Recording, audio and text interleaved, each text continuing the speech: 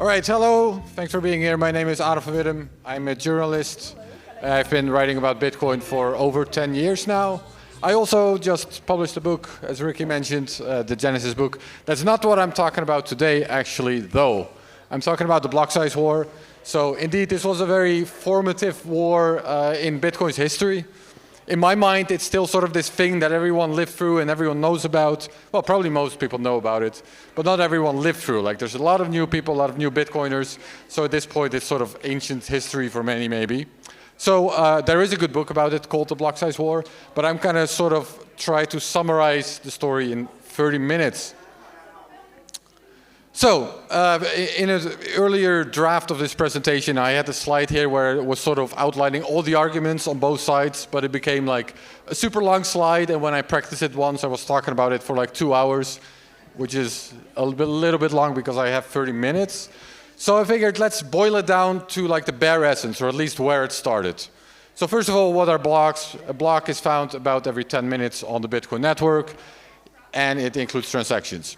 If you have bigger blocks, that means you can include more transactions, which means that more people can transact. Like, all transactions sort of get into the next block, transaction fees are cheap, etc. If you keep blocks small, it means there's less room for transactions, people have to bid against each other, blocks stay small. So the two sort of scaling visions that the debate started with is SPV on one hand. This was actually described by Satoshi Nakamoto in the white paper. What this meant was, we're just going to increase the block size, make sure there's enough transactions, enough space for transactions for everyone. But then regular users would use SPV nodes. These are light nodes where you don't download the whole blockchain. So the problem with bigger blocks is that it becomes more expensive to run a full node. So in this vision, basically, nodes would be something that's run by big companies or in data centers. Bitcoin would kind of become centralized, or just would become centralized, but most users wouldn't have to run a node, they would use SPV. The problem, though, is that Satoshi envisioned sort of a solution called fraud proofs. So then, if rules are being broken, like you're not running a full node, so you're not verifying all the rules, you're not even verifying that there's only 21 million Bitcoin, for example. But then if someone tries to cheat, a miner tries to cheat, then there's sort of this signal that these light wallets receive and they know something is wrong. However, this technology does not exist. It never existed. It was just an idea by Satoshi. So because it doesn't exist, the alternative sort of vision is, no, people should be able to run full nodes.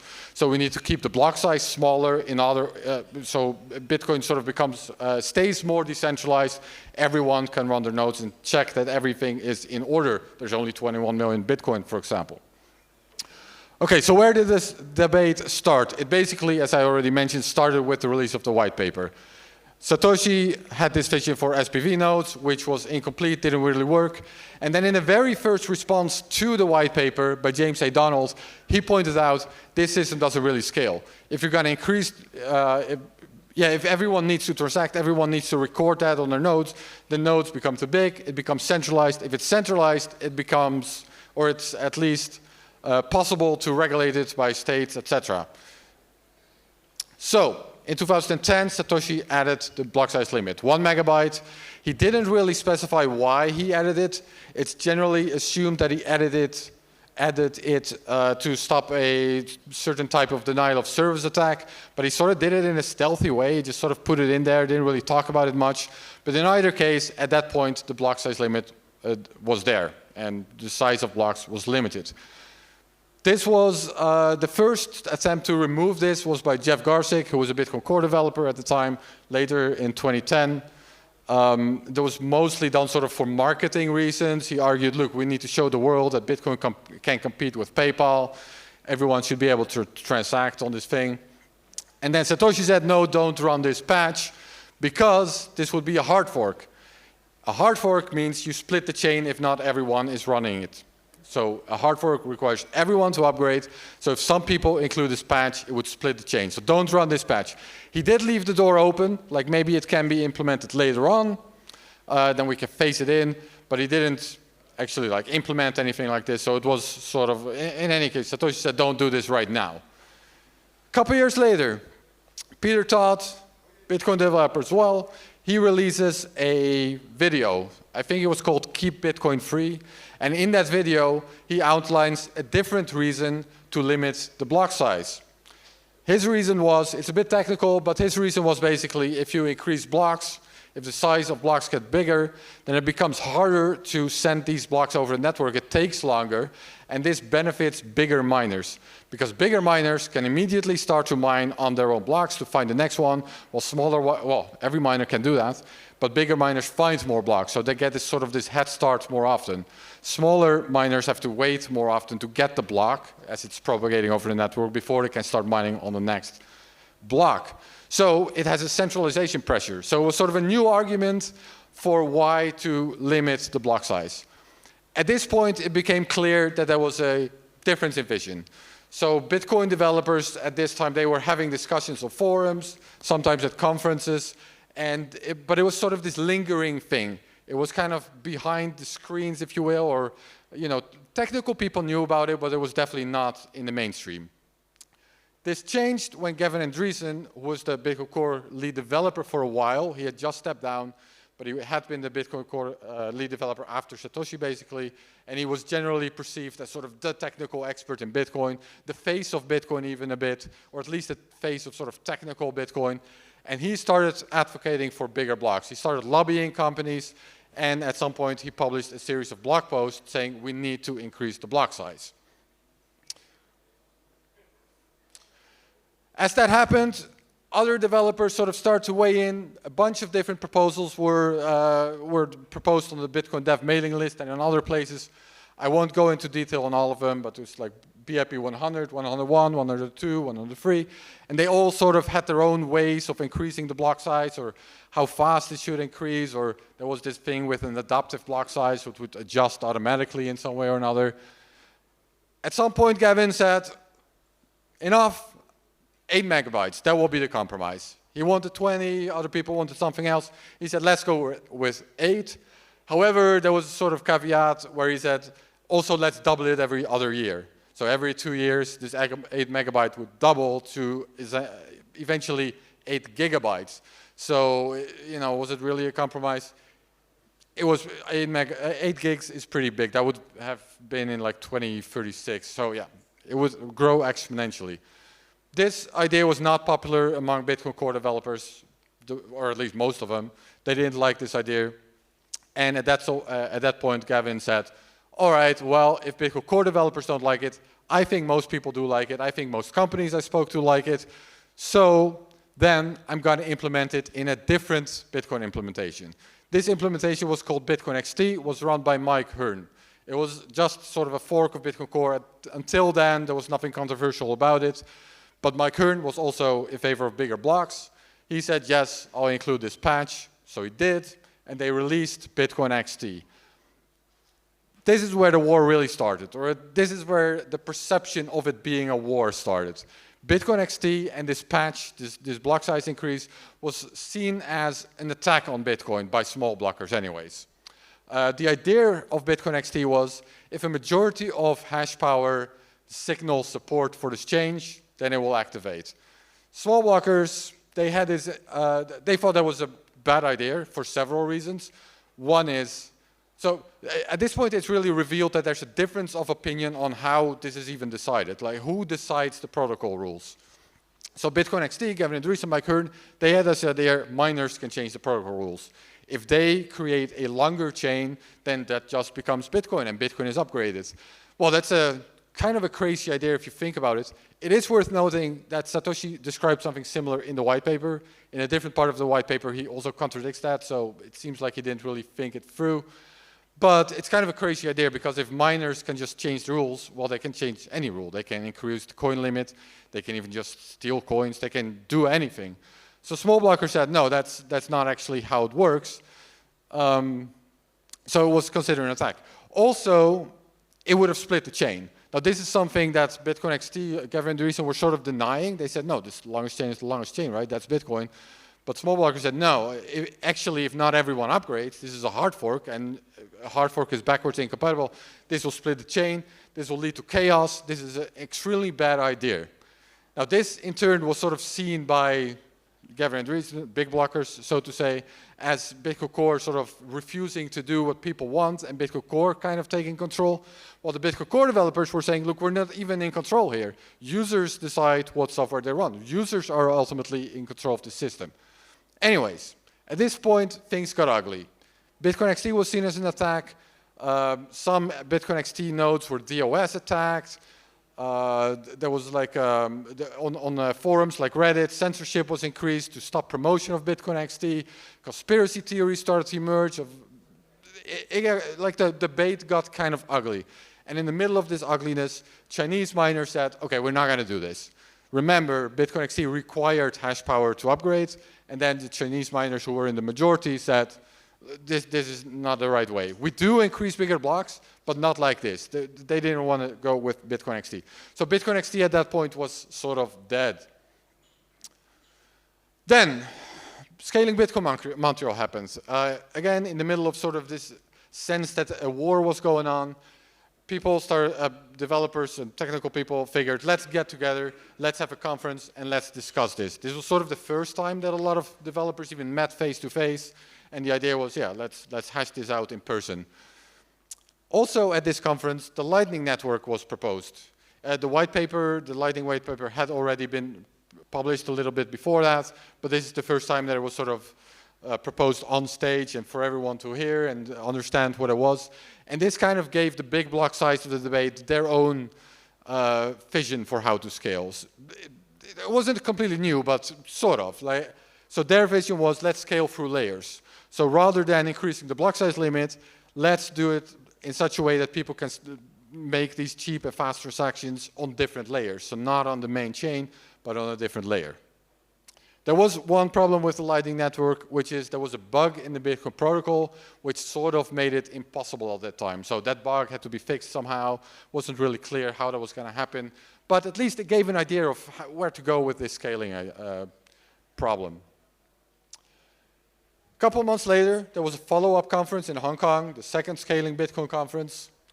Around this time, XT was kind of dead, and you could say a new, I don't want to use the word consensus, but people were sort of starting to think maybe we should do a minor block size increase, maybe to 2 megabytes, not 8, but at least, at least something. But interestingly enough, at this conference, there was another proposal, which was SegWit. So SegWit, I won't get into the technical details, but SegWit was an idea to increase the block size limit as well, sort of through a roundabout way, but it could be done through a soft fork. So while a hard fork requires everyone to upgrade, otherwise it splits the chain and you get chaos potentially, a soft fork just requires a majority of miners to upgrade, and then everyone else will sort of follow that. So it was a different way of increasing the block size limit. On top of that, it included a malleability fix, which would enable the Lightning Network. So it was sort of killing two birds with one stone. It was included in the Bitcoin Core roadmap. Bitcoin Core released a scaling roadmap, which had SegWit as a centerpiece, and then Lightning as a follow-up to continue scaling. So everyone wins, right? Block size limit increase, Lightning is enabled, there is a vision for the future, everyone happy. Right? Wrong.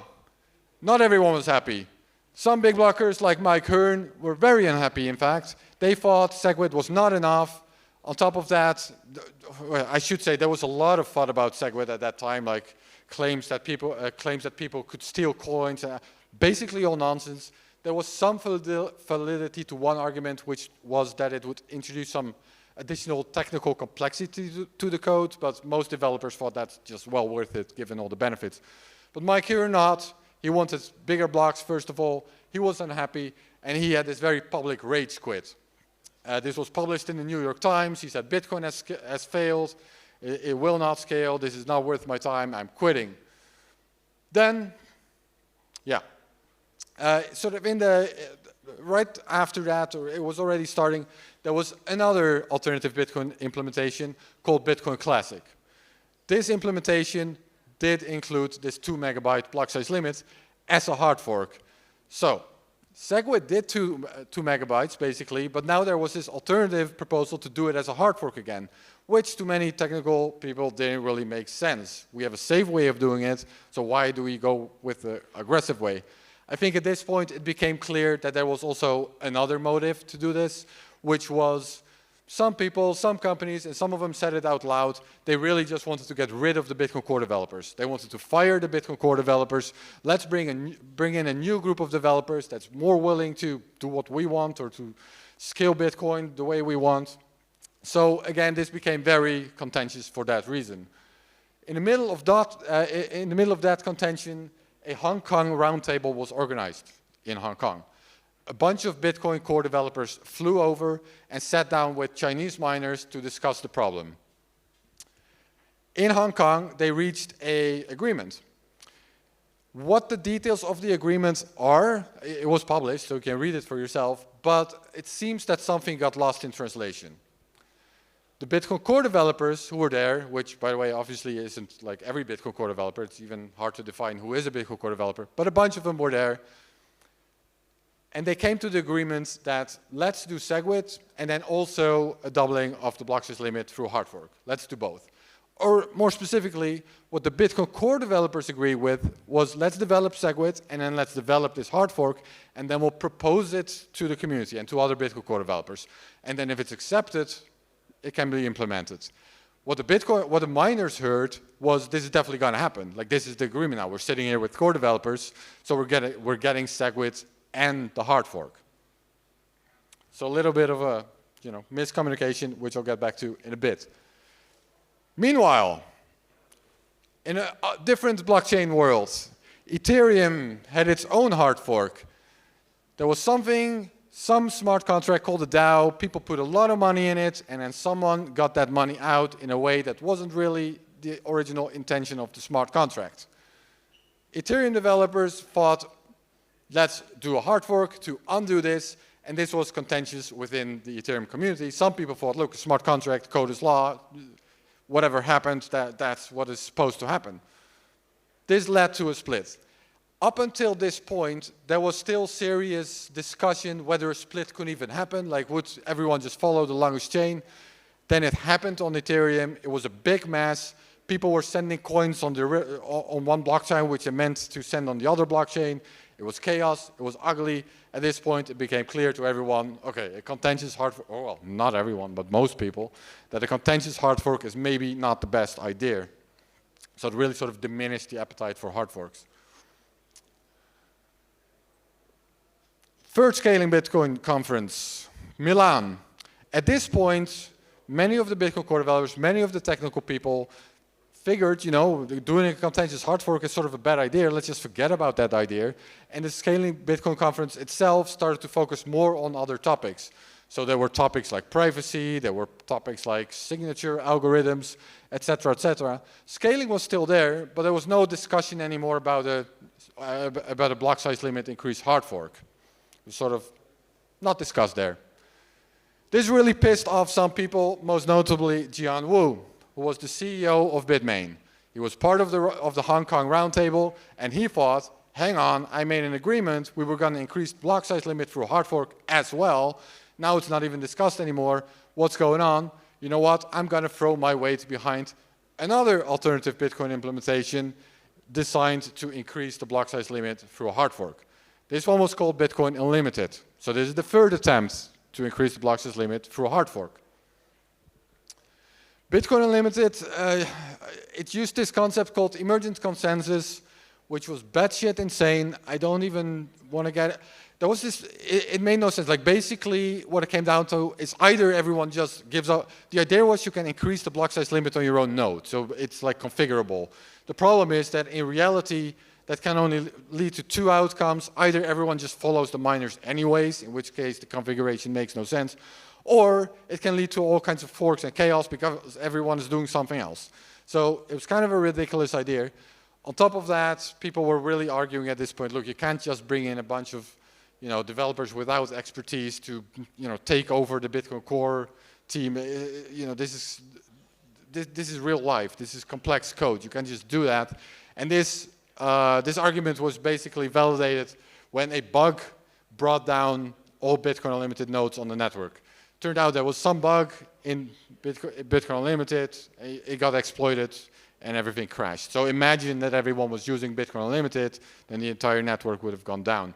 So this sort of ended the Bitcoin Unlimited adventure, I would say, for the most part.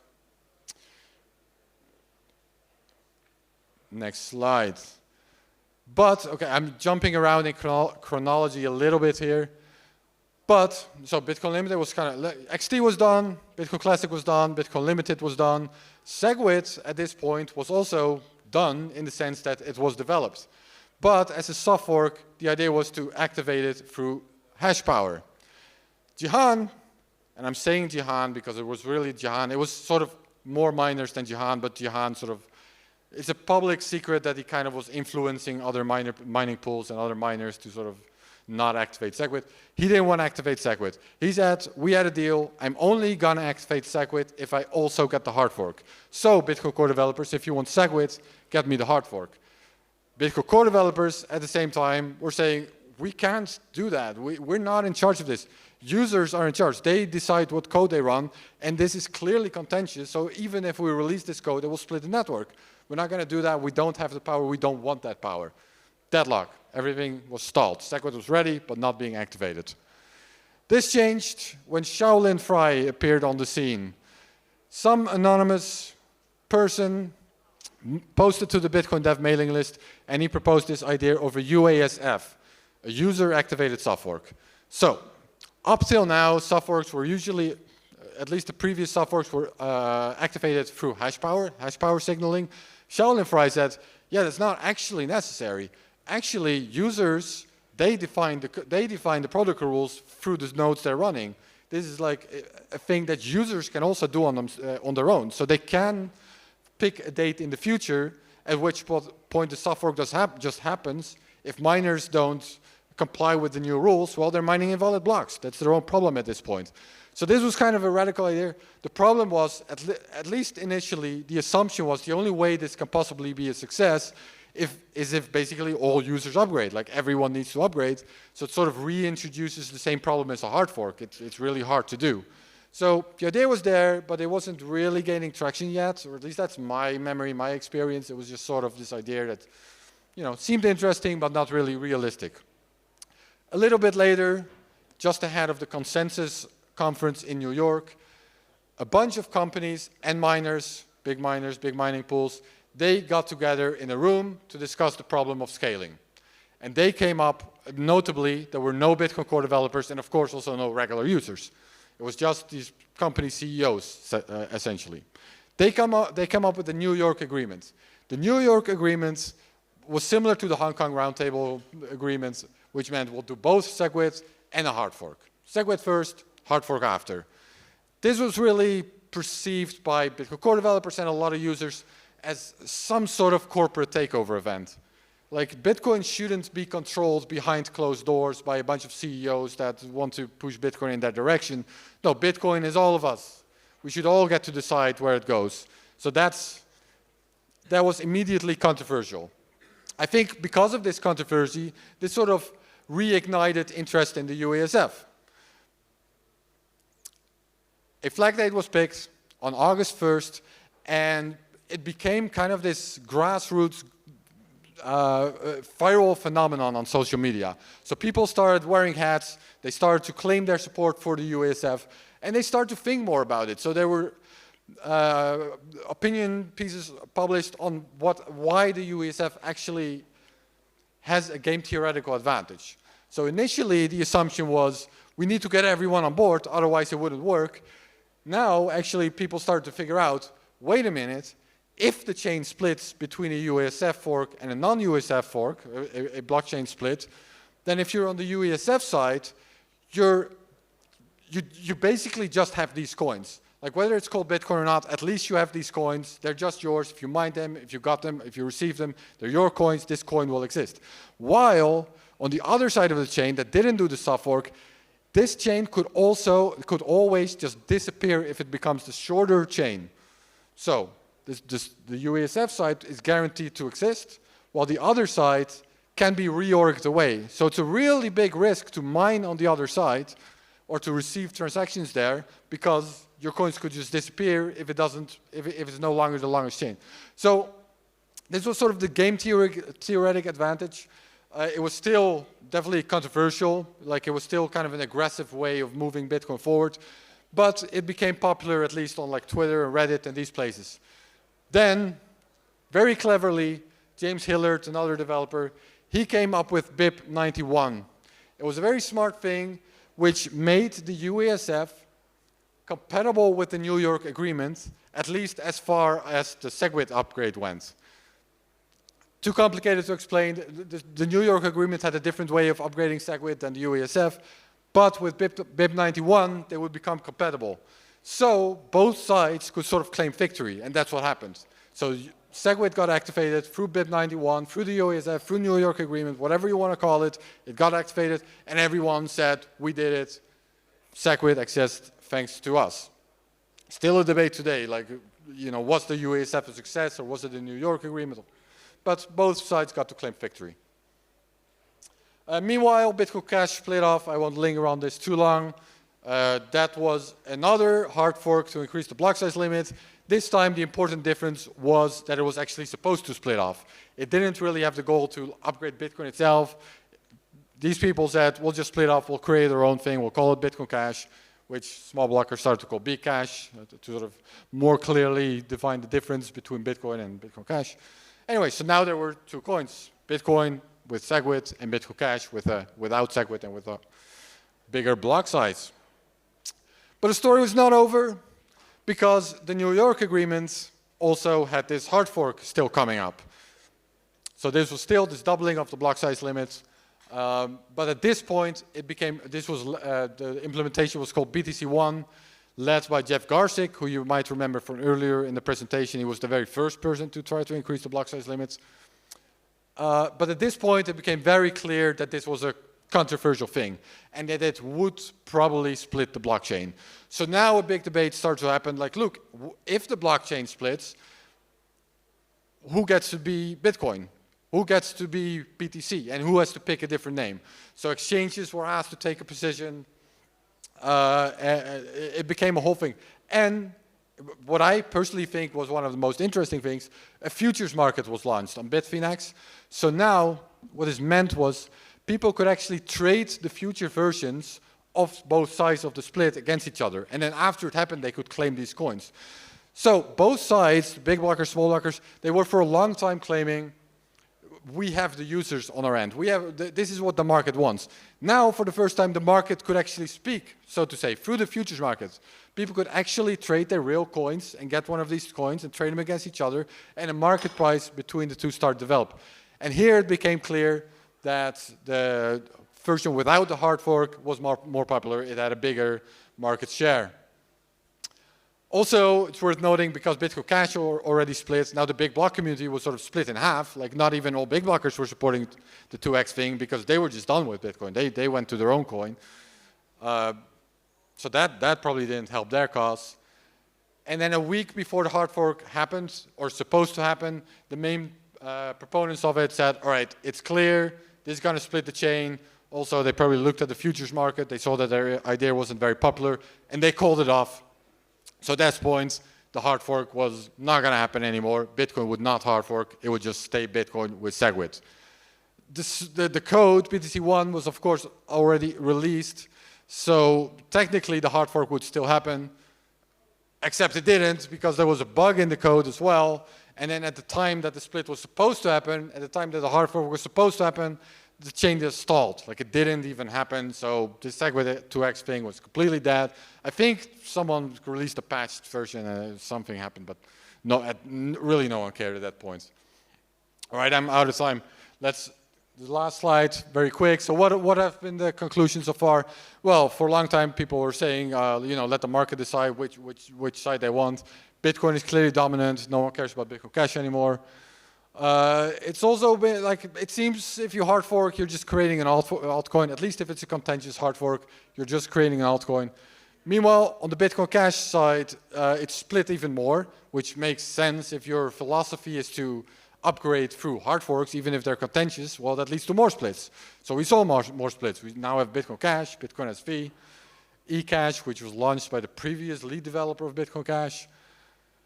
We're still not sure how to do UASFs, or if we should do UASFs at all in Bitcoin. That's still a controversial topic. No time to get into that, so I'll skip that. And then is scaling solved now? No, scaling is not solved.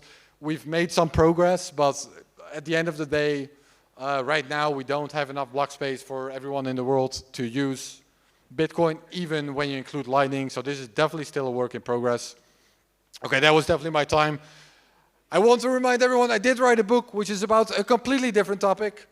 Also a very fascinating topic though. Called the Genesis book, but it's about the prehistory of Bitcoin. That's it, yeah. Thanks for listening, everyone. Ladies and gentlemen, Aaron van Wirdum. Nice, okay. Who tried the Bitcoin massage? Raise your hands.